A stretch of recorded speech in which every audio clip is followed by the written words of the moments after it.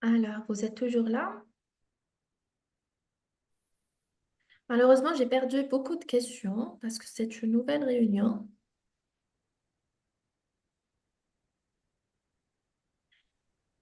Alors, c'est quand votre examen? L'examen théorique? Jeudi?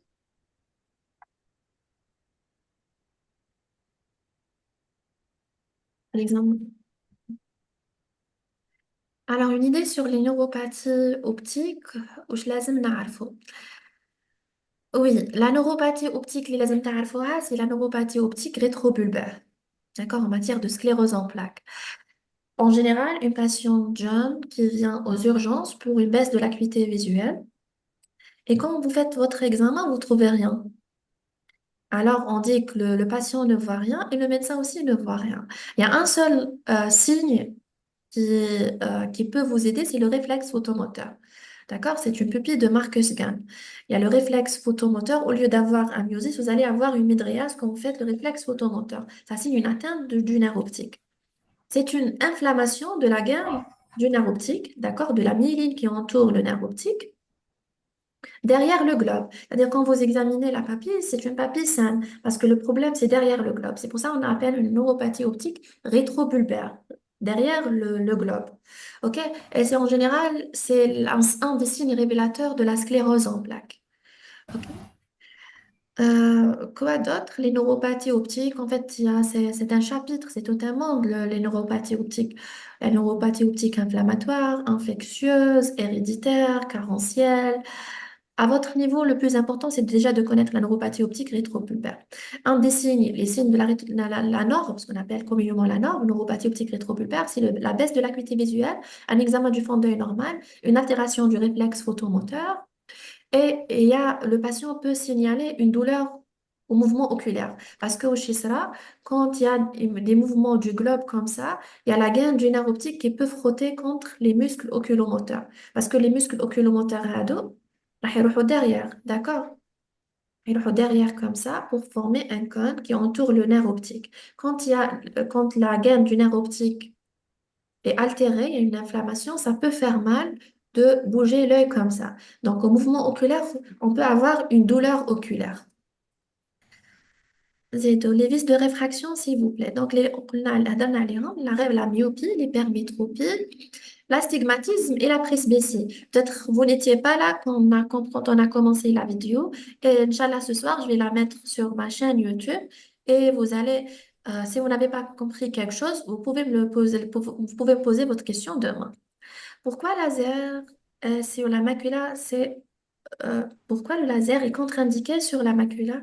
Parce que quand on fait la PPR, il faut savoir qu'on va altérer le champ visuel. C'est une sorte de scotum. Quand on applique le laser sur une partie de la rétine, on ne peut plus voir avec cette partie-là. C'est perdu. D'accord? Donc la PPR, parmi les effets secondaires du laser, la PPR, c'est la perte du champ visuel. D'accord? Mais c'est vrai qu'on perd le champ visuel, mais on va sauver ce patient-là contre beaucoup de complications de la rétinopathie diabétique proliférante. L'hémorragie intravitréenne, le décollement de rétine tractionnelle, le glaucome myovasculaire. D'accord? On ne peut pas appliquer le laser sur la macula parce qu'on va perdre la vue. OK?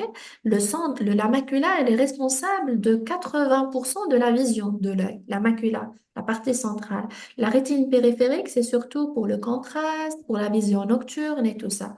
Mais la vision centrale est plus importante que pour la rétine centrale est plus importante pour la vision que la rétine périphérique. J'arrive pas à comprendre la paralysie interoculaire. J'a- Moi aussi, j'arrive pas à comprendre c'est quoi ça, la paralysie interoculaire. La paralysie oculomotrice, parce que la sclérose en plaques, c'est une maladie démyélinisante qui va toucher les nerfs au niveau du cerveau, y compris le nerf oculomoteur, les nerfs oculomoteurs, c'est-à-dire le nerf 3, le nerf 4 et le nerf 6, et le nerf optique, qui est le nerf 2. Par exemple, quand on a une atteinte du nerf 6, on peut avoir une paralysie oculomotrice. Et le patient, des fois, oui, c'est une bonne question aussi, le patient ou la patiente peut venir aux urgences avec une diplopie. En général, une diplopie binoculaire verticale. On parle d'une diplopie binoculaire quand ça touche, en général, soit les muscles ou les nerfs oculomoteurs. Et on parle d'une diplopie monoculaire quand ça touche un œil. Par exemple, quand on a en matière de... Je vais vous montrer une image d'un patient que j'ai reçu aujourd'hui, mais je ne sais pas est-ce que ça va être clair ou pas. Regardez, il est venu pour une diplopie monoculaire, c'est-à-dire il voit double avec un seul œil. Comme ça, il voit double. Mais la diplopie binoculaire, quand on ferme un œil, on ne va pas voir double. Il faut voir avec les deux yeux pour voir double. C'est ça le principe. Alors, elle est où l'image? En fait, c'est ça. Est-ce que vous arrivez à voir? C'est clair? Alors là, on a ce qu'on appelle une iridodialyse. C'est la désinsertion de la base de l'iris. C'est un patient qui a reçu un traumatisme, un coup de ballon au niveau de l'œil. Là, c'est la pupille et le cristallin derrière. Voilà, c'est la base de l'iris qui s'est désinsérée. On appelle ça iridodialyse. Le patient, il est venu pour une diplopie monoculaire parce qu'il voit double avec cet œil. Il y a la lumière qui rentre à travers la pupille et qui rentre aussi à travers ça, cette brèche. On appelle ça une diplopie monoculaire. Voilà. Alors. Comment prévenir une amblyopie?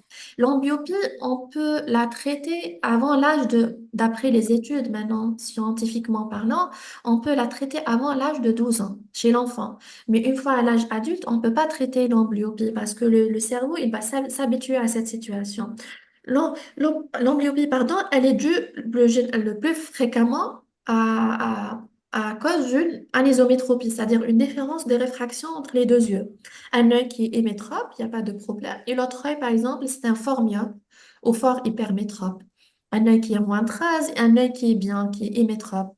Donc, le cerveau, automatiquement, il va neutraliser l'œil hada, il va compter surtout sur le bon œil pour voir. Et ce qu'on appelle l'amblyopie de l'œil atteint, l'œil où il y a le vice de réfraction.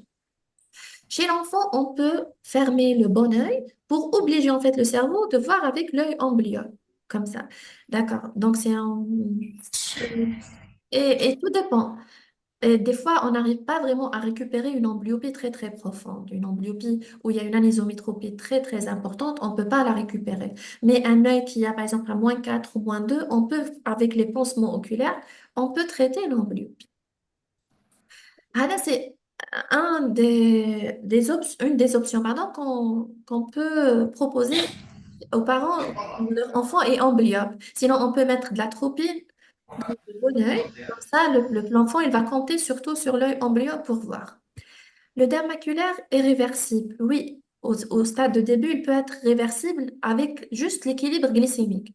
Et quand est-ce qu'on injecte les anti-VEGF? C'est bien sûr après équilibre glycémique. Parce que des fois, chez les patients, au bout de 3 mois, quand il y a un bon équilibre de diabète, des autres facteurs. Est-ce que vous pouvez désactiver, s'il vous plaît, les microphones? Des fois, juste avec l'équilibre glycémique, on peut contrôler le dème maculaire diabétique sans avoir recours aux anti-VEGF. Donc, il peut être réversible. Les causes de baisse d'acuité visuelle progressive. La cataracte, par exemple, c'est une des causes de baisse d'acuité visuelle progressive. Pour la baisse d'acuité visuelle, on a alors, on a la baisse de l'acuité visuelle avec douleur et sans douleur. Quand le globe est indolore, en général, c'est une pathologie du segment postérieur. Quand il y a une douleur, en général, c'est une pathologie du segment antérieur. D'accord? La baisse de l'acuité visuelle rapide, aiguë, indolore, hein, comme surtout l'hémorragie intravitréenne, le décollement de rétine, d'accord? Et les neuropathies optiques. هادو les causes les plus fréquentes. Avec douleur, à la belle comme كاين la kératite, le GFA et le vide. C'est tout ce qui est d'évolution chronique. Oui, c'est ça. Par exemple, la cataracte, il n'y a pas une installation d'une cataracte, sauf traumatique. Quand il y a un traumatisme, on peut avoir une cataracte traumatique d'installation rapide. Mais la cataracte sénile, par exemple, ou diabétique, elle est d'installation progressive. Et ça donne une baisse de l'acuité visuelle progressive. Le dème maculaire, par exemple, diabétique, ça donne un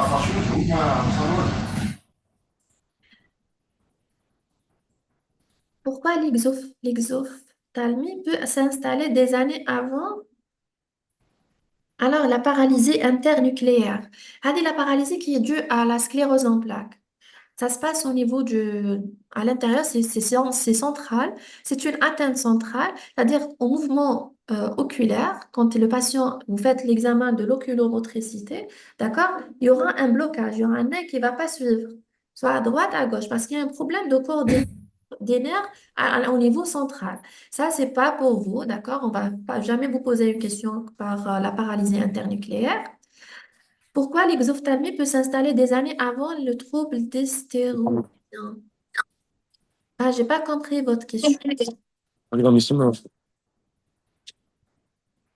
Quand est-ce qu'on fait des injections corticoïdes dans l'œdème maculaire?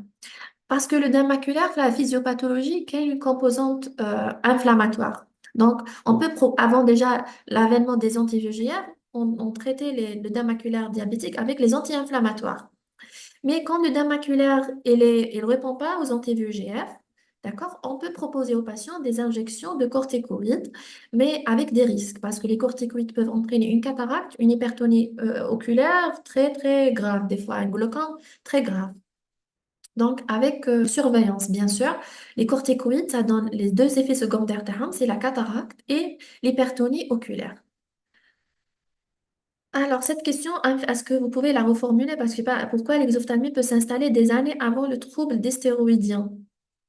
L'exophtalmie, c'est un des signes de la dystéroïdie.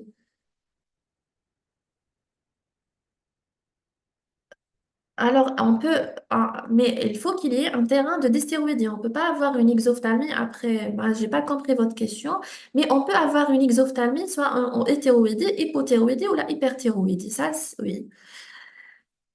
Quand est-ce qu'on fait les injections cortico-maculaires?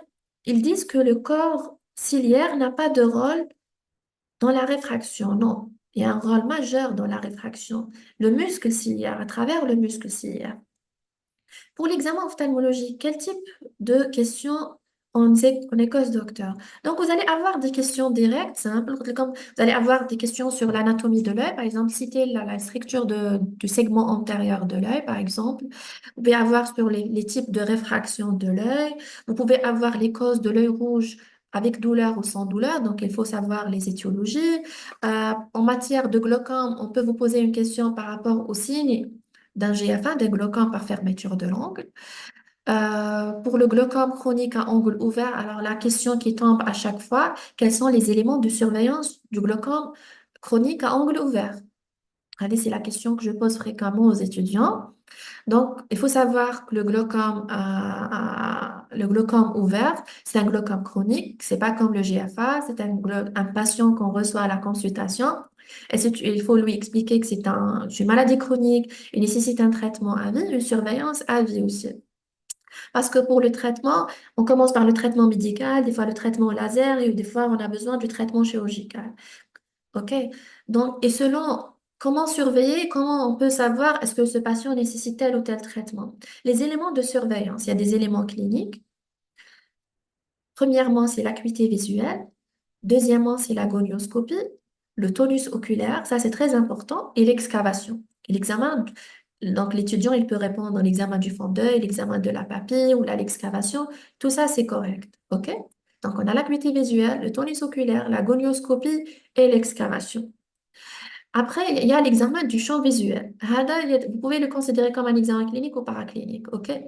Quand il y a une altération, une progression de l'atteinte du champ visuel, c'est un signe de progression du glaucome. Donc, à ce moment, il faut changer de traitement. Il faut passer à la B-thérapie, des fois le traitement chirurgical, tout dépend de la progression. Et pour l'OCT, ce n'est pas un élément de surveillance. L'OCT, c'est pour poser le diagnostic du glaucome. Quand on suspecte le glaucome au début, on demande un OCT papillaire, c'est pour poser le diagnostic. Une fois le diagnostic il est là du glaucome, on ne va pas refaire l'OCT à chaque fois. Il faut le suivre avec un champ visuel. OK? Quoi d'autre pour les questions d'AECOS? On veut poser, donnez-moi par exemple trois causes d'une baisse aiguë de l'acuité visuelle avec un œil indolore. Maternelle. D'accord? Je vous ai dit, c'est les pathologies du segment postérieur. Par exemple, la hémorragie intravitréenne, le décollement de rétine et les névrites optiques ou la neuropathie optique. Voilà.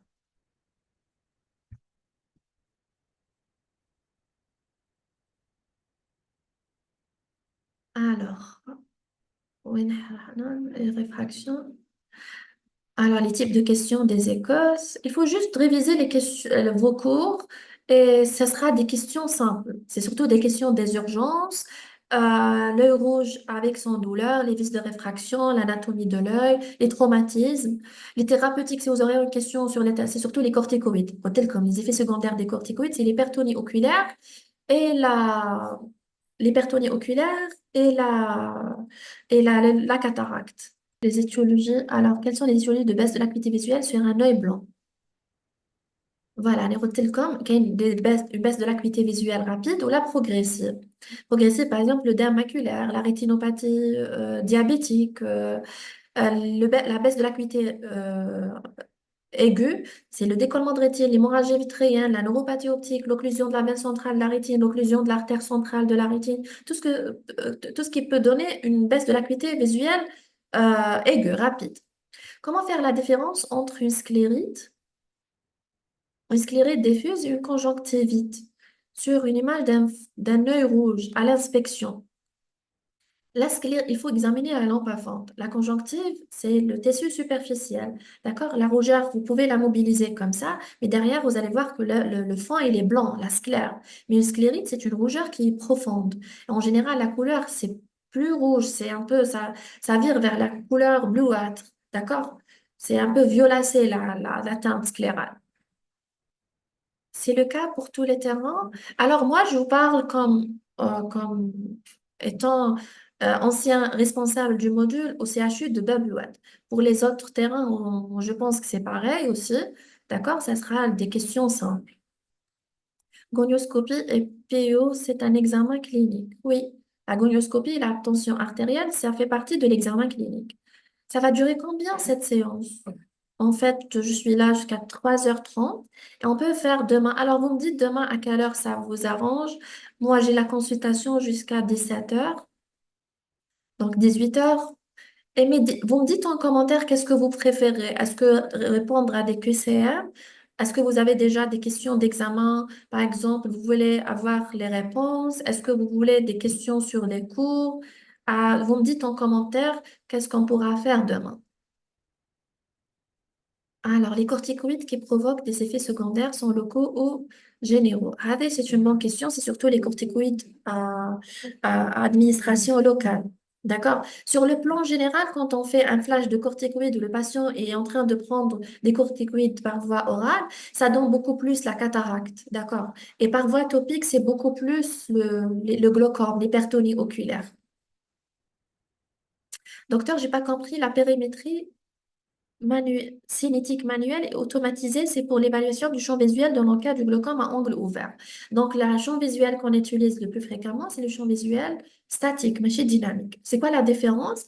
Dynamique, il y a le spot lumineux, donc qui va bouger. On va bouger le spot de la lumière. D'accord? Donc, mais on l'utilise vraiment dans le cas des neuropathies optiques. Mais la périmétrie, l'examen du champ visuel, ça s'appelle la périmétrie automatisée. C'est un appareil qui fait systématiquement statique parce que le spot lumineux, il ne va pas bouger. Le spot lumineux, on l'envoie, il est fixe. D'accord? Il y a plusieurs spots lumineux. Avec à leur endroit, il est fixe. Ça, on ne va pas bouger la lumière. J'ai pas comme. Et pour le champ en matière de glaucome, les éléments de suivi, c'est la périmétrie automatique statique. On peut assister à votre consultation, si oui, c'est pour quand votre prochaine consultation? Alors, si vous êtes intéressé, vous m'envoyez juste un email et comme ça, je vais vous organiser. Oui, vous êtes les bienvenus, bien sûr. Je fais ma consultation actuellement je suis à la clinique Excellence à Hydra. Je fais ma consultation le lundi, mercredi et le vendredi aussi. D'accord? Donc, je peux prendre deux étudiants comme ça pour assister à ma consultation. Si vous êtes intéressé par l'ophtalmologie, marhaba bikum. Moi aussi, quand j'étais externe comme vous, je faisais des astreintes surtout. J'ai aimé l'ophtalmologie quand j'étais déjà externe. En étudiante en sixième année, j'ai fait mon stage à Bablouat. Et je faisais beaucoup d'astreintes, des fois des gardes. Et c'est intéressant, d'accord. C'est intéressant. J'ai fait mon résidana à Parnay. Après, j'ai fait la maîtrise à Bablouette. Je suis revenue au même box des urgences, mais en tant que maître assistante.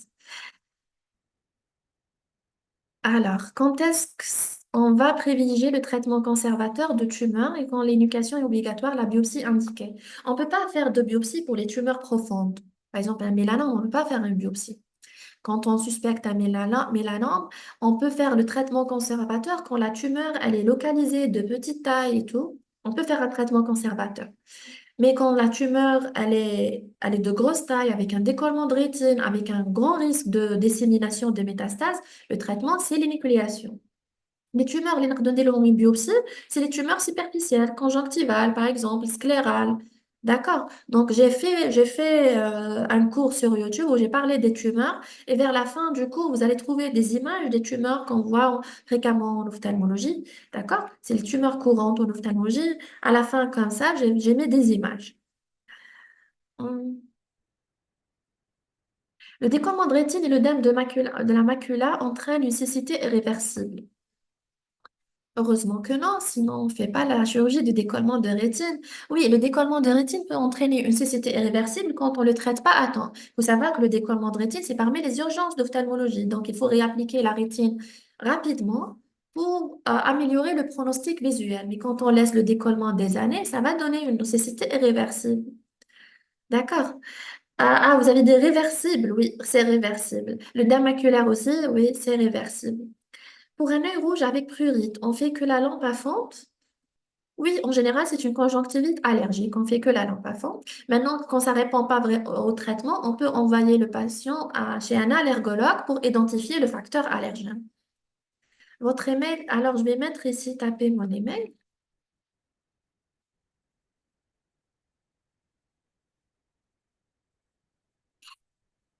Voilà, ça c'est ma boîte email. Quelle est la différence entre la sclérite et l'épisclérite? L'épisclère, c'est la couche qui est entre la conjonctive et la sclère. La sclérite, c'est une atteinte vraiment très profonde. L'épisclérite, c'est une atteinte moins sévère que la sclérite. Elle est moins profonde. L'exophtalmie dystéroïdienne est réductible ou non? En fait, tout dépend, parce qu'à l'âge, il y a une exophtalmie à la base en cas de dystéroïdie. On revient toujours vers ça. D'accord. Alors, en matière d'exophtalmie, la atteinte thyroïdienne. La dysthyroïdie, c'est une atteinte auto-immune. Il y a une inflammation dans l'organisme, il y a des dépôts de facteurs inflammatoires, anticorps, antigènes au niveau des muscles oculomoteurs et au niveau de la graisse orbitaire. Donc, il y aura une augmentation, un œdème de toute la structure orbitaire, y compris les muscles et la graisse, et ça peut entraîner une compression au niveau du nerf optique. D'accord. Donc, si l'inflammation, elle est vraiment sévère, l'exophtalmie, elle n'est pas réductible. Mais en général, quand il y a l'inflammation, elle est sévère, on peut avoir l'exophtalmie, elle peut être réductible. Mais la plupart du cas, elle est réductible. Sauf dans certains cas où on peut pas. En fait, ça fait mal. C'est tellement douloureux, on crise qu'on peut pas réduire l'exophtalmie. L'exophtalmie, quand est-ce qu'elle est irréductible? Quand il y a une masse au niveau orbitaire. Quand il y a une tumeur, par exemple, c'est-à-dire une masse qui occupe l'espace. C'est à ce niveau, c'est à ce moment-là qu'on dit que l'exophtalmie, elle n'est pas réductible. J'espère que vous avez un peu compris le principe de l'exophtalmie réductible et non réductible. Quand il y a juste une petite inflammation des muscles et de la graisse, elle est réductible. C'est juste une inflammation, il n'y a pas une masse. C'est juste que les structures ont augmenté un peu de volume. Pourriez-vous nous citer quelques causes de cécité? Alors, نصبح ولا نهضر على cécité. Alors, les causes réversibles ou des causes non réversibles. Parmi les causes réversibles, c'est la cataracte. Les causes irréversibles, par exemple, le glaucome. Ça donne une cécité irréversible. Une fois le patient arrive au stade de cécité, c'est irréversible. La DMLA, c'est une des causes réversibles. D'accord? Mais quand on arrive au stade de séquelles, d'atrophie maculaire, c'est un stade irréversible. D'accord? Les vices de réfraction, c'est une des causes de cécité réversible. Quand on corrige le patient, il reprend sa vision. D'accord? S'il vous plaît, pouvez-vous nous répéter les éléments de surveillance du glaucome à angle ouvert chronique? Alors, les éléments de surveillance clinique, on a l'acuité visuelle, la gonioscopie, le tonus oculaire, l'examen de la papille, à quatre, هادو حفظهم par cœur. L'acuité visuelle, le tonus oculaire, la gonioscopie, l'examen de la papille et l'examen du champ visuel. Quel est le rôle du corps vitré? Est-ce qu'il est renouvelé? Oui. Alors, le corps vitré, il est là. Ça, c'est le corps, c'est une forme de gel, d'accord? Déjà pour garder la forme du globe, ok? Et deuxièmement, il y a un rôle nutritif pour le cristallin, d'accord? Et des fois aussi pour la rétine. Il a un rôle nutritif, il a un rôle de support, il a un rôle optique, il est transparent pour transmettre la lumière, d'accord? Il a plusieurs rôles, ce corps vitré.